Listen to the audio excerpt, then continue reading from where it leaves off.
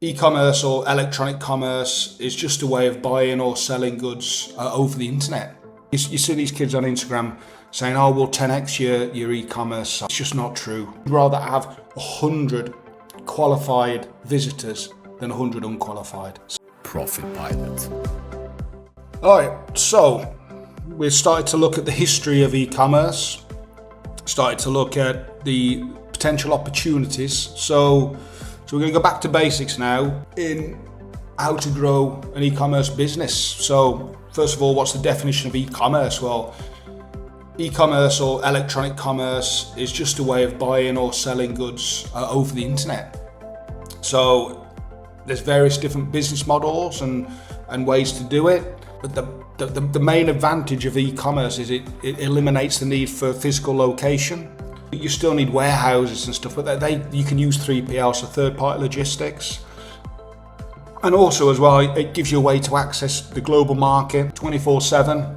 You've got a global reach. So there's global reach, there's lower overhead costs. And the most important thing about e-commerce, which is USP over physical stores, which people don't talk about. You see these kids on Instagram saying, oh, we'll 10x your e-commerce. It's just not true, because your e-commerce site will only be as good as the value proposition. If you've got a bad value proposition, it doesn't matter how much traffic you throw at that website, it's not gonna work. And also as well, if you throw the wrong kind of traffic, you'd rather have 100 qualified visitors than 100 unqualified. I'll get into it in a different time, but data, that is the thing that separates e-commerce from physical stores, because you can start to really nail down various KPIs I'll cover at a different time, like cost per acquisition, lifetime customer value, conversion rates, all the stuff where you can start to segment all your visitors as well. That's the true USP of e-commerce, is data. And most e-commerce businesses, even the bigger ones, I mean, I've consulted at the top level, that they're not that data driven. They'll say they are, but they don't. They can gather the data, but they can't interpret the data into insights.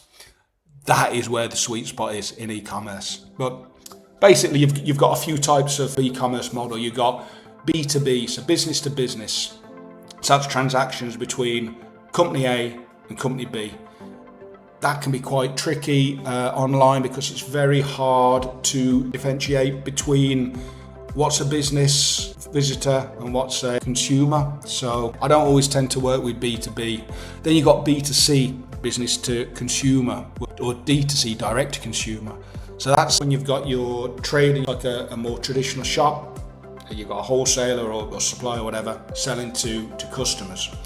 Then you've got consumer to consumer. So that's Etsy, eBay, stuff like that.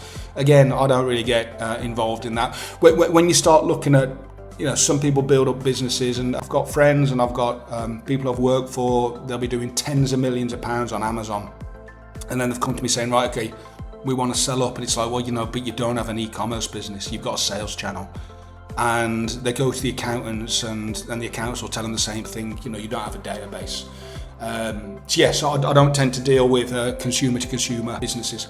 And then there's consumer to businesses. So that's kind of stuff like Upwork or Fiverr. So you've got individuals who will sell, normally the white label their services.